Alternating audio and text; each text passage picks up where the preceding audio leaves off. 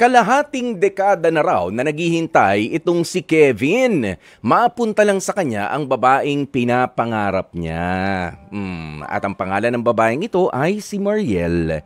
Ang kaso nga lang, may bagong boyfriend na raw. Ang bet na bet niyang abab. Oo, ang bet na bet niyang babae. Nangyari kalahating dekada na naghihintay tapos nalusutan ka pa ng iba. Pero ganito naman daw po kasi mga kapatid. Sinubukan naman daw kasing ligawan talaga nitong si Kevin, si Mariel. Pero ang rason daw ni Mariel ay ekis daw sa kanya si Kevin. O bakit? Dahil kaibigan niya raw ang kanyang ex-jowa. Okay? Kaibigan nino ba? Ni Mariel, ang ex-jowa ni Kevin, o kaibigan ni Kevin ang ex-jowa ni Mariel? Yan ang bibigyan linaw natin, mula po nga po sa Bulacan, 28 years old. Kevin, magandang tanghali sa iyo, pare. Magandang tanghali din po, Kuya Poy.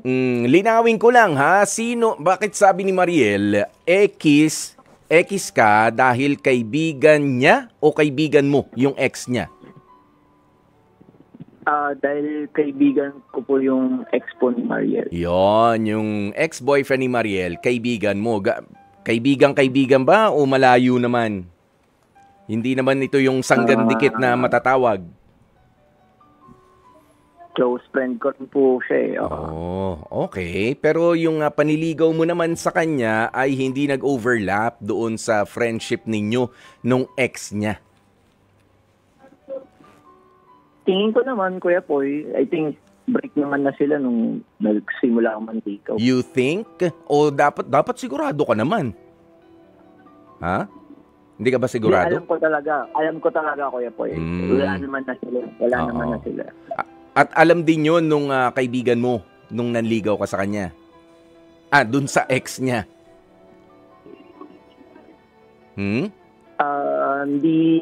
Hindi naman na po ako nagpaalam dun sa ex Basta nung nakita ko na mukhang wala na talaga sila nung yun nga ni Mariel, nakita ko po na opportunity yun na mag-proceed na po ako dun sa nararamdaman ko.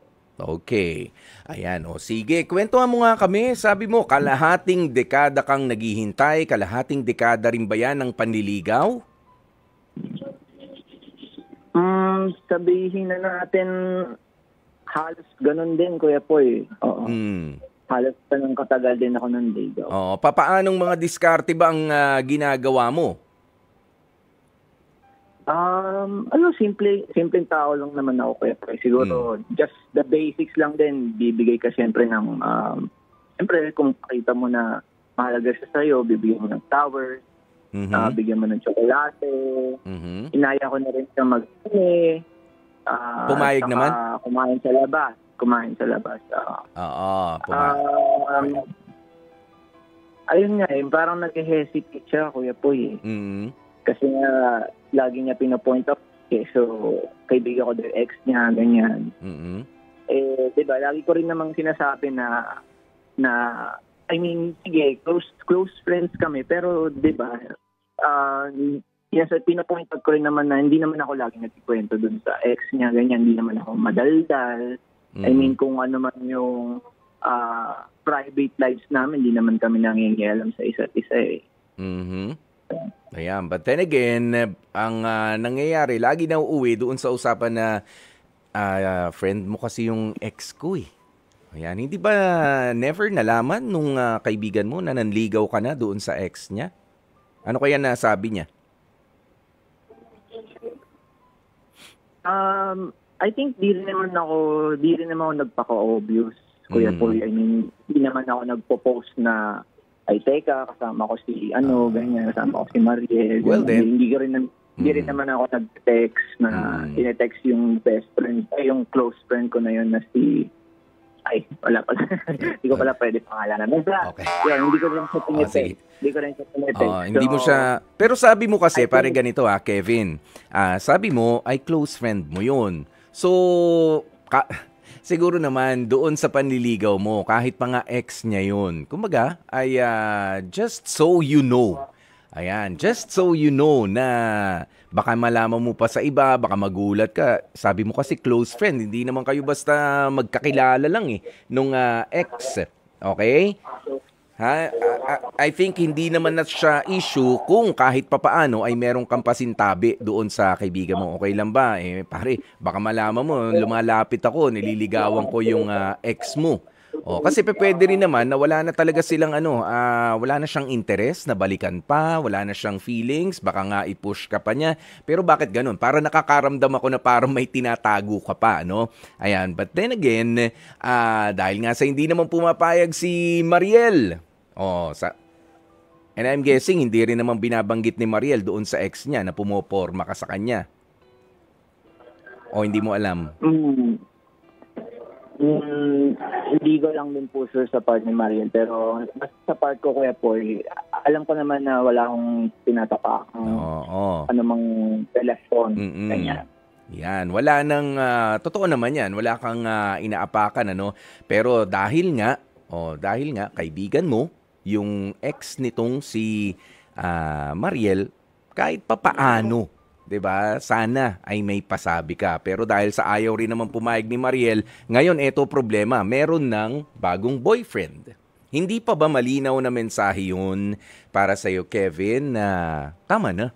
Sabi mo nga kalahating dekada na, 5 taon na 'yan o mahigit pa na panliligaw, pagporma, nakapagbigay ka ng regalo, yes, nayaya mo na siya na kumain sa labas, nanood pa nga kayo ng sine, sabi mo, di ba? Pero wala pa rin. Ibig sabihin, nag-try din naman itong si Mariel, kaso hindi niya kaya. Hindi pa ba malinaw yan na statement? Kuya, siyempre pag tinamaan ka na, di ba, parang mahirap mag-let go, Kuya. Siyempre, minahal mo yung tao. Nakilala mo yung tao, alam mo mabait siyang tao kasi nga halos same set of friends lang din kami. So, mahirap talagang i-consider or mahirap talagang pakawalan yung ganitong babae. Okay. Gano'n na sila katagal ng bago niyang boyfriend ngayon?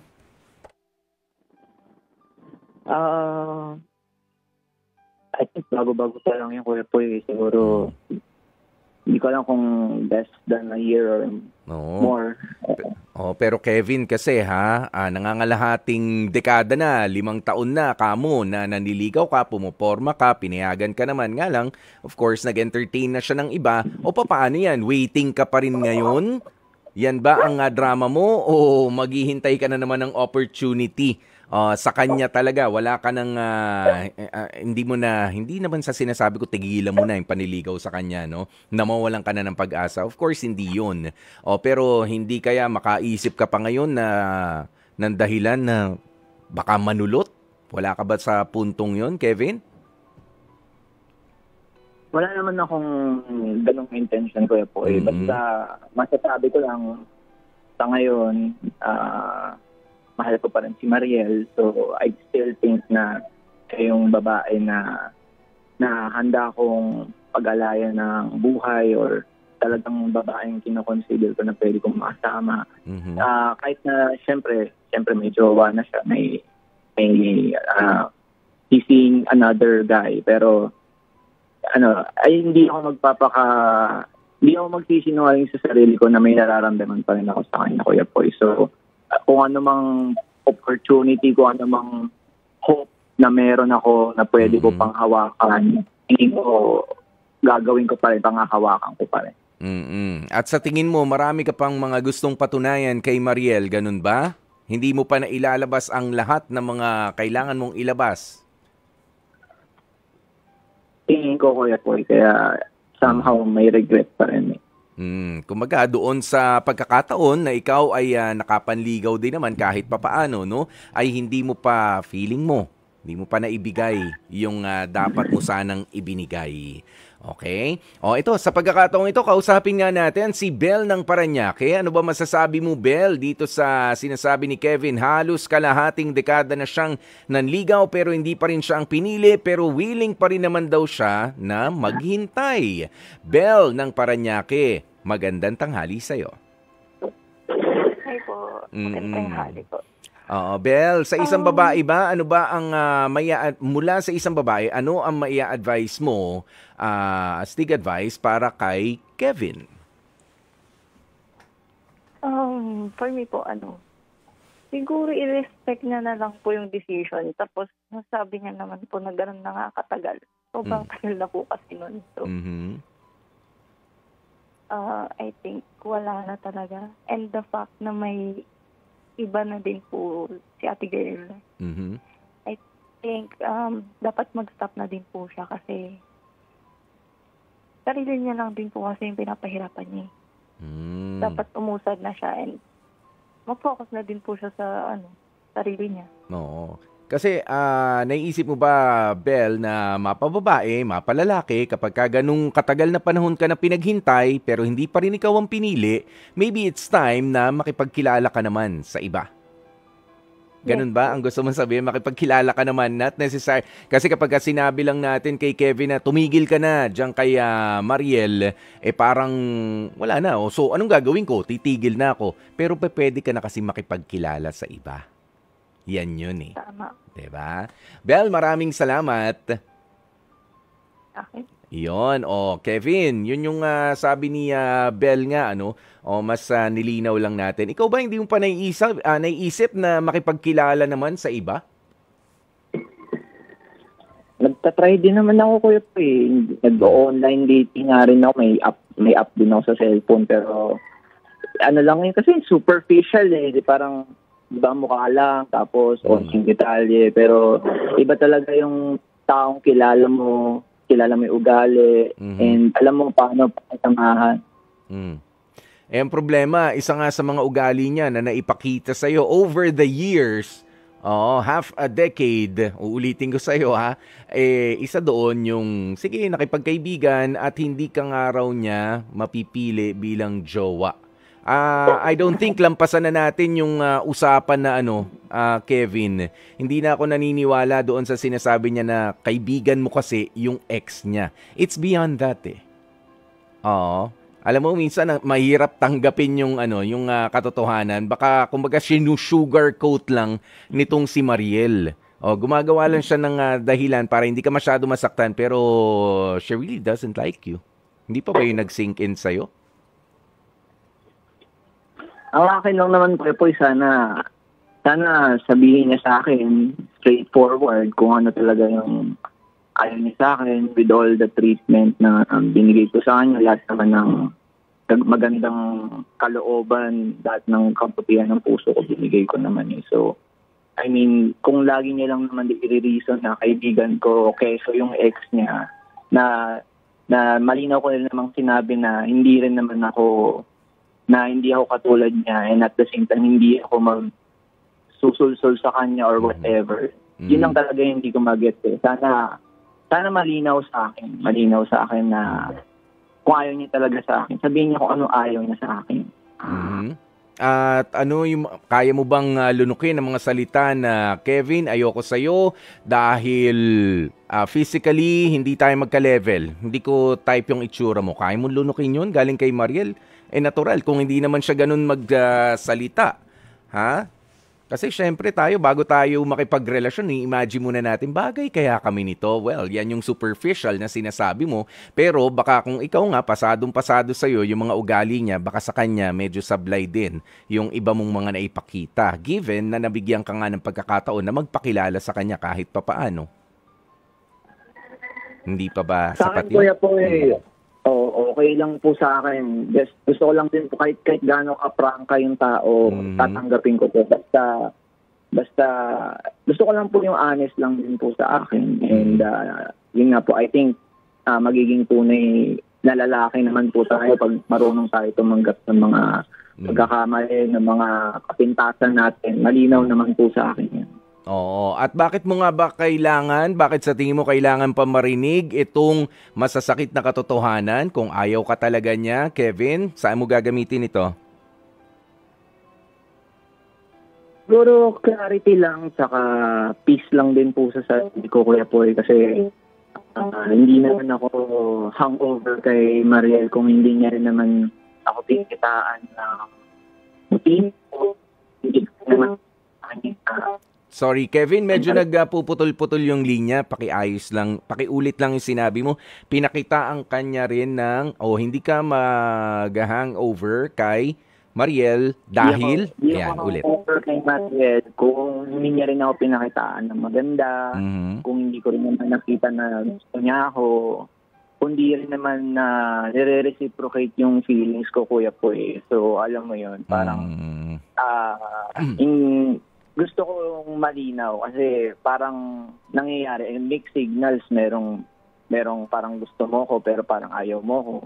Kwento mo nga kung ano nangyari doon, Kevin, doon sa sinasabi mong nire-reciprocate niya yung mga magaganda rin na ginagawa mo. Maybe she's just being nice. Baka ganun talaga siya by nature. 'Di ba? Pero not necessarily nire-reciprocate niya yung special na gusto kanya na makarelasyon. Baka hindi 'yon, Kevin. Pero Kuya po, syempre, hindi naman basta-basta papayag sa labas ang babae, di ba? Na magsisini kayong dalawa lang. Kakain kayong dalawa lang, mag-uusap kayo ng malaliman. Sige. Tapos papakita niya na naintindihan ka niya. Punta tayo dun sa mga detalye, bahagya, Kevin. Dun sa paglabas-labas ninyo, nakahawak ka ba ng kamay niya? Nakapag-holding hands kayo habang naghahanap palimbawa na mapapanood sa sine? Kevin? Nagkakasandalan ng ulo, gano'n. Sandalan ng ulo pagka doon na sa upuan. Pero holding hands, no. Hindi pa naman ako naglakas loob na hawakan yung kamay niya. Siyempre, in-acknowledge ko pa rin na baka may feelings pa rin siya sa ex niya, ganyan. Pero yung affection, Kuya Poy, I think naramdaman ko naman po yun. Affection. Paano mo naramdaman yung affection? Paano niya pinaramdam sa'yo? Yun po, talaga pag nagkakausap po kami ng malaliman, talaga pinapakita niya na naiintindihan niya po yung kwento ko, and then pag nagsishare din naman siya, yun, parang wala rin naman pong tigil yung bibig niya, talagang nilalabas niya rin po yung laman ng puso niya. So, dun po talaga ako nahulog, Kuya Poy. Doon ka nahulog? Napaka-authentic talaga nitong babaeng to. Okay. Ayan, pero ang bottom line nga ay sabi mo halos mag-iisang taon na rin na meron na siyang boyfriend. Tama? Opo. At hindi ikaw yung pinili niya sa likod nun. Tama? Yes po. At malinaw nung mga lumalabas kayo na ikaw ay nanliligaw sa kanya. Tama? Opo. Yun, I think, Kevin, that should be enough. That's the statement there na naging nice lamang siya sa'yo na maging kaibigan, na makakausap mo, makakasama mo, but not necessarily magiging jowa mo. Okay? Naging nice lang siya sa'yo. At sana, minsan basahin lang natin yung mga ginagawa sa atin ng mga tao. Hindi lang ito para kay Kevin, para doon sa iba, na nagiging nice lang sa atin yung iba mga tao, and you don't really have to read between the lines doon sa kanilang pagiging nice, sa kanilang sweetness. You try to observe kung ganyan din naman sila sa ibang mga kaibigan ninyo. Maybe ganyan talaga siya na pinalaki, o ganyan talaga siya by nature, since birth, ganyan na siya. Kaya wag nating lalagyan ng malis, wag nating lalagyan ng anong tawag rito, ng iba pang ibig sabihin, yung nakikita lang natin. Kasi Kevin, ang mahirap dyan, yung dumating ka sa punto na ma-frustrate ka sa kahihintay, na feeling mo, ikaw na lang pala nagsasabi sa sarili mo na may hinihintay ka. Well, in fact, hindi mo talaga aasahan mula sa isang tao na nililigawan mo ang sabihin sa'yo na ayaw kita, physically hindi tayo bagay, o kaya naman ayoko ng ugali mo. Dahil yung ibang mga tao, hindi naman talaga ganun magsalita. 'Di ba? Si Mariel, siya ba yung tao na sasabihin sa'yo, sabi mo nga straightforward na ayoko sa'yo, ang pangit mo? Is she that kind of a person? Okay, ayoko magpaligaw sa'yo kasi ang boring mong kausap. Ganun ba siya magsalita sa iba? I don't think so. Ayon sa kwento mo, ha? Kevin? siguro may paraan din po siya paano mag-reject din po ng tao. Yes, meron. Pero hindi ganun, di ba? Hindi ganun. Oo. O, yun. So, ito nga yung paraan niya. Oo, yan. Ang kailangan mo nang basahin. Indirectly, medyo mas maganda, Kevin, na ikaw ay matutong makipagkilala rin sa iba. Bigyan mo rin sila ng chance na makilala ka rin naman. Okay? O, yan ang may papayo ko sa'yo dito sa ating programa. Pero sige, kung meron kang gustong sabihin kay Mariel para once and for all, ano bang gagawin mo? May hinihintay ka ba? Wala kang hinihintay? Umaasa ka pa rin ba? Or pwedeng hindi na? Magpasalamat sa mga pagkakataon na ikaw ay nakalapit sa kanya. Eto na ang pagkakataong yan. Go ahead, Kevin.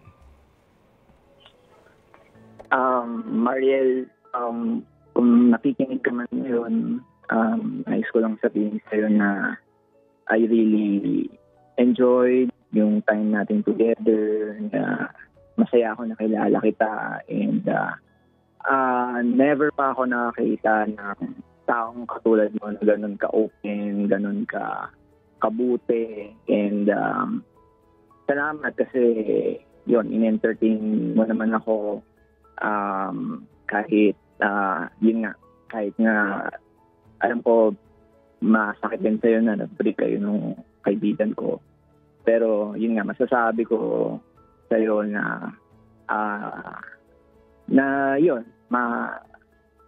gusto pa rin kita, mahal kita, and pero kung nasa isang relasyon ka na tingin mo o hanggang dambana na yung relasyon nyo, I think kaya ko pa rin namang respetuhin yan. Pero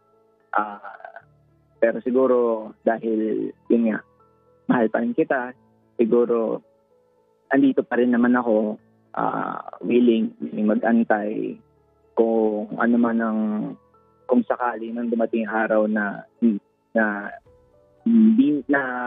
tawa ka na or di ka na okay sa karelasyon mo, nandito pa rin ako. I mean, kahit bilang kaibigan or bilang lover, handa pa rin ako maghantay para sa'yo kasi ganun ka kakalaga para sa akin. So, thank you, and ayun, I'm just here. Maraming salamat, Kevin, But let me just remind you na syempre, in a relationship, itong si Mariel sa ngayon, irespeto natin kung ano yung relationship na meron siya, at sana wag naman isama sa ating mga kahilingan at sa mga panalangin. Kapag wala na ulit kayo, nandito lang ako. Alisin natin yan sa ating mga kahilingan. Okay, Kevin? Para mas malinis ang ating konsensya. Thank you so very much sa pagtawag, Kevin, Pero gusto ko yung sabihin na natin yung pagiging makulit o yung hindi kawalan ng pag-asa nitong si Kevin. But then again, minsan ho talaga mga kapatid, ay kailangan magpatuloy ang buhay natin na hindi puro puso ang ating pagaganahin, kundi pati ang ating isipan. Okay? At kung ano man ang ihahatid sa atin ng tadhana, sa dako pa roon, hindi pa natin alam yun sa ngayon.